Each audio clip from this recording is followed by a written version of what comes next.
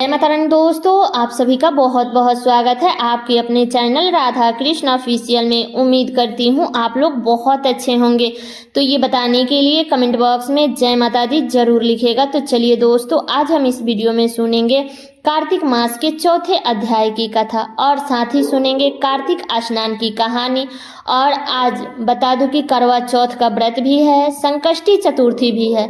तो आप सभी को करवा चौथ व्रत की ढेर सारी शुभकामनाएं। तो आज हमारे चैनल पे करवा चौथ और संकष्टी चतुर्थी का भी कथा आप लोग जरूर सुनिएगा। तो अब चलिए आज का अध्याय सुनते हैं। नारद जी ने कहा, ऐसा कहकर भगवान विष्णु मछली का रूप धारण करके आकाश से जल में गिरे। उस समय विंध्याचल पर्वत पर तप कर रहे महर्षि कश्यप अपने अंजलि में जल लेकर खड़े थे। भगवान उनकी अंजलि में जा गिरे। महर्षि कश्यप ने दया करके उसे अपने कमंडल में रख लिया।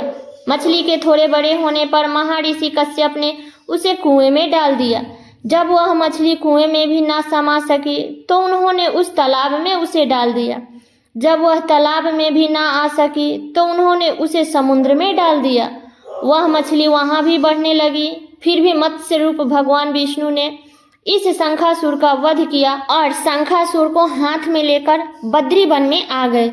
वहां उन्होंने संपूर्ण ऋषियों को बुलाकर इस प्रकार आदेश की दिया, मुनीश्वर, तुम जल के भीतर बिखरे हुए वेद मंत्रों की खोज करो और जितनी जल्दी हो सके उन्हें सागर के जल से बाहर निकाल के लाओ। तब तक मैं देवताओं के साथ प्रयाग में ठहरता हूँ। तब उन तपोबल संपन्न महर्षि ने यज्ञ और बीज सहित संपूर्ण वेद मंत्रों का उद्धार किया। उनमें से जितने मंत्र जिस ऋषि ने उपलब्ध किए वही उन बीज मंत्र का उस दिन से ऋषि माने जाने लगा। तदंतर सब ऋषियों ने एकत्र होकर के प्रयाग में गए। वहां उन्होंने ब्रह्मा जी सहित भगवान विष्णु को उपलब्ध हुई सभी वेद मंत्र समर्पित कर दिए। सब वेद मंत्र को पा करके ब्रह्मा जी बहुत प्रसन्न हुए। उन्होंने देवताओं और ऋषियों के साथ प्रयाग में अश्वमेघ यज्ञ किया।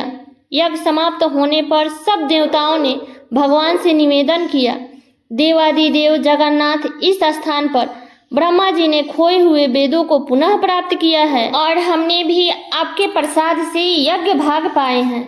अतः यह स्थान पृथ्वी पर सबसे श्रेष्ठ, पुण्य की वृद्धि करने वाला एवं भोग तथा मोक्ष प्रदान करने वाला हो। साथ ही यह समय भी महापुण्यमय और ब्रह्माघाती आदि महापापियों की भी शुद्धि करने वाला हो तथा यह स्थान यहाँ दिए हुए दान को अक्षय मान देने वाला भी हो, यह वर दीजिए। भगवान विष्णु बोले, देवताओं, तुमने जो कुछ कहा है वह मुझे स्वीकार है।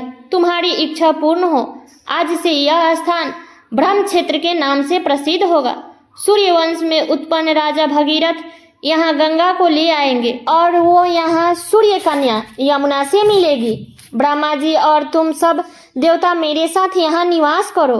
आज से यह तीर्थराज के नाम से विख्यात होगा। तीर्थराज के दर्शन से तत्काल सब पाप नष्ट हो जाएंगे। जब सूर्य मकर राशि में स्थित होंगे तो उस समय यह स्नान करने वाला मनुष्य के सब पापों का यह तीर्थ नाश करेगा। यह काल भी मनुष्यों के लिए सदा महान पुण्य फल देने वाला होगा। माघ में सूर्य के मकर राशि में स्थित होने पर यह स्नान करने से सालों के आदि फलों प्राप्त होंगे। देव आदि देव भगवान विष्णु देवताओं से ऐसा कहकर ब्रह्मा जी के साथ वहीं अंतर्धान हो गए। तत्पश्चात इंद्र आदि देवता भी अपने अंश से प्रयाग में रहते हुए वहां से अंतर्धान हो गए।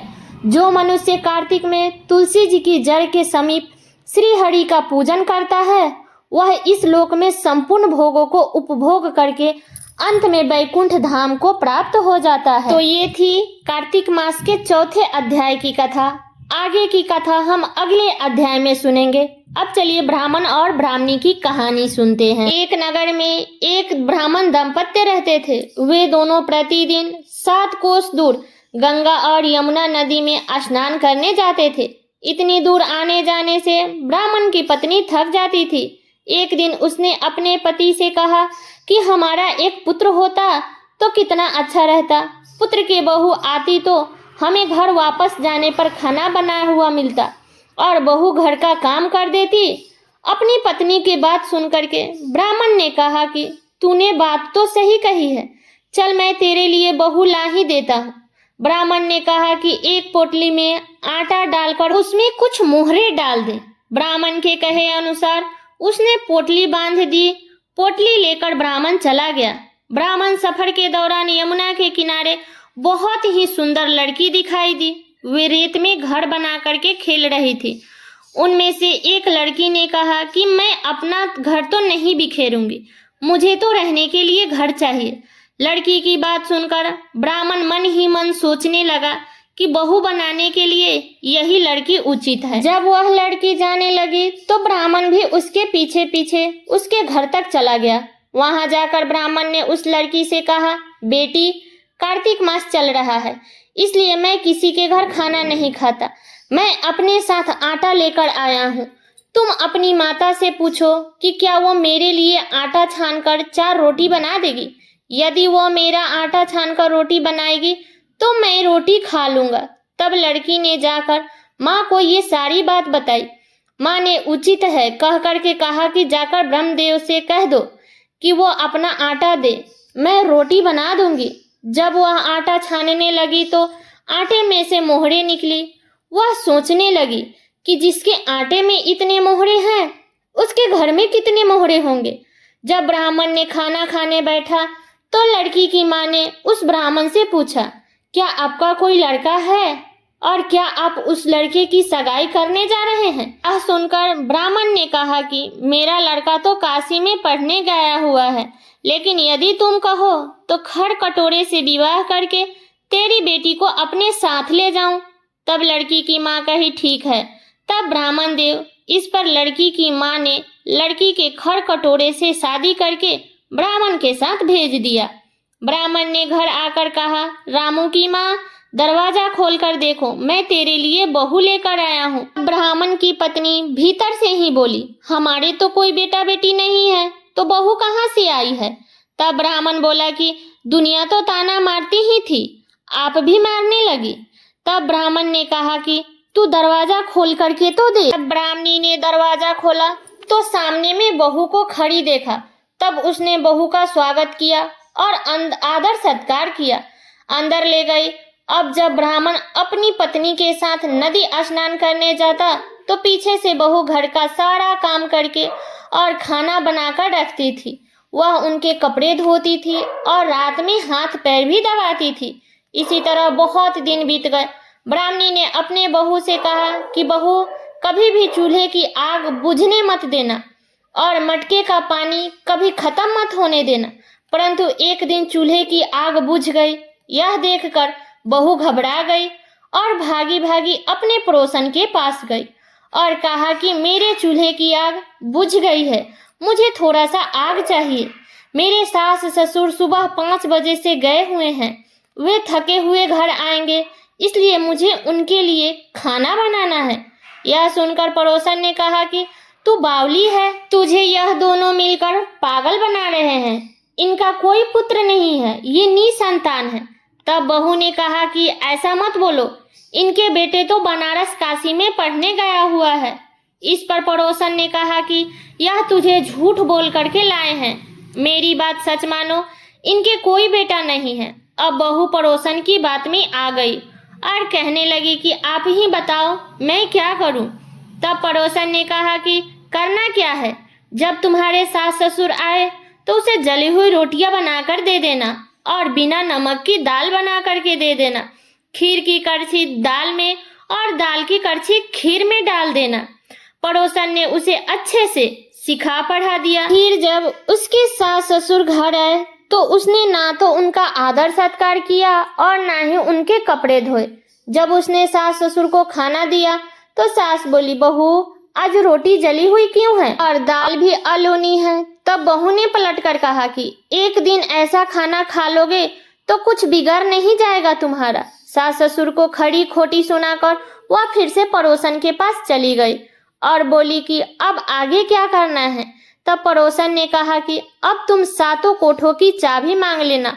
अगले दिन जब भी स्नान करने के लिए जाने लगे तो बहू ने सास ससुर से बोली कि मुझे 7 कोठों की चाबी चाहिए। तब ससुर ने कहा कि चाबी दे दो। तब सास ने बहू को चाबी दे दी।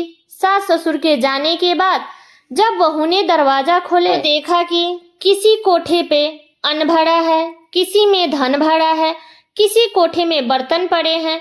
जब उसने ऊपर का 7वां कोठा खोला तो देखा कि शिव जी, माता पार्वती, गणेश जी, लक्ष्मी माता जी, पीपल पत्थरबाड़ी, कार्तिक ठाकुर, राई दामोदर, तुलसी जी का विग्रह, गंगा, यमुना और 33 कोटि देवता विराजमान है। वहीं पर एक लड़का चंदन के चौकी पर बैठकर माला जाप कर रहा है। यह सब देखकर उसने लड़के से पूछा कि तुम कौन हो? तब लड़का बोला कि मैं तेरा पति हूँ। अभी दरवाजा बंद कर, जब मेरे माता पिता आएंगे तो दरवाजा खोलना। यह सब देखकर बहू बहुत खुश हुई और 16 श्रृंगार करके, सुंदर वस्त्र पहन करके अपने सास ससुर का इंतजार करने लगी। उसने अपने सास ससुर के लिए अच्छे अच्छे पकवान बनाए। जब सास ससुर घर आए तो उसने उनका आदर सत्कार किया और प्रेम पूर्वक खाना खिलाया और हाथ पैर दबाने लगी। हाथ पैर दबाते दबाते बहू ने कहा कि माँ जी, आप इतनी दूर गंगा यमुना स्नान करने जाती हो तो आप थक जाती हो, इसलिए आप घर पर ही स्नान क्यों नहीं कर लेती? यह सुनकर सास कहने लगी कि बेटी, गंगा यमुना घर में तो नहीं बहती है ना? तब बहू ने कहा, हाँ माँ जी, बहती है, चलो मैं आपको दिखाती हूँ। तब जब बहू ने 7वें कोठा खोला तो दिखाया तो उसमें शिव जी, माता पार्वती, गणेश जी, माता लक्ष्मी, पीपल पत्थरबाड़ी, कार्तिक ठाकुर, राई दामोदर, तुलसी जी का पिराव, गंगा यमुना बह रहे थे और 33 कोटि देवी देवता विराजमान है। वहीं चौकी पर बैठे एक लड़का माला कर रहा था। तब माँ ने उसे देखकर कहा, बेटा तू कौन है? तब लड़का बोला, माँ मैं तेरा बेटा हूँ। तब ब्राह्मणी ने पूछा कि तू कहाँ से आया है? तब लड़का ने जवाब दिया कि मुझे कार्तिक देने भेजा है। तब माँ ने कहा, बेटा यह संसार कैसे मानेगा कि तू मेरा बेटा है? तब माँ ने कुछ विद्वान पंडितों से मदद मांगी। तब पंडितों ने कहा, इस पर बहू बेटा खड़े हो जाए और उस पर माँ खड़ी हो जाए। माँ के चमड़े की अगिया पहनी है और छाती में से दूध की धार निकलकर बेटे की दाढ़ी मूछ भीगे और पवन पानी से गठजोड़ा बंधे, तब मानेंगे कि यह इस माँ का बेटा है। तब उसने ऐसा ही किया। चमड़े की अंगिया फट गई और छाती से दूध निकलकर बेटे की दाढ़ी मूछ भर गई। पवन पानी से बहू बेटे का गठजोड़ बंध गया। यह सब देख करके ब्राह्मण और उसकी पत्नी की खुशी का ठिकाना न रहा। तो हे भगवान, जैसे आपने ब्राह्मण और ब्राह्मणी को पुत्र प्रदान किए, धन दौलत दिए, उनके भंडार भरे, वैसे ही जो इस कथा को कह रहा है, जो इसमें हुंकार भर रहा है, जो इस कथा को बैठ करके सुन रहा है, उन सब का भंडार हमेशा भरे रहना। तो ये थी कार्तिक मास के चौथे दिन की कथा। तो ये कथा मेरा यहीं तक का था। कैसा लगा ये कथा आप लोग कमेंट करके जरूर बताइएगा। चैनल पे नए आए हैं तो सब्सक्राइब कर लीजिएगा, बेल आइकन को प्रेस कर दीजिएगा, जिससे मेरे वीडियो का नए नोटिफिकेशन आप सभी के पास में सबसे पहले पहुंचे। और वीडियो को लाइक कर दीजिएगा, क्योंकि आपके एक लाइक से मुझे बहुत ही मोटिवेट मिलता है। तो वीडियो को लाइक कर दीजिएगा और वीडियो को शेयर कर दीजिएगा, ताकि हर कोई कार्तिक मास के चौथे दिन की कथा को सुन सके। तो चलिए दोस्तों, मिलती हूँ अगले वीडियो में किसी नए वीडियो के साथ में। तब तक के लिए नमस्कार।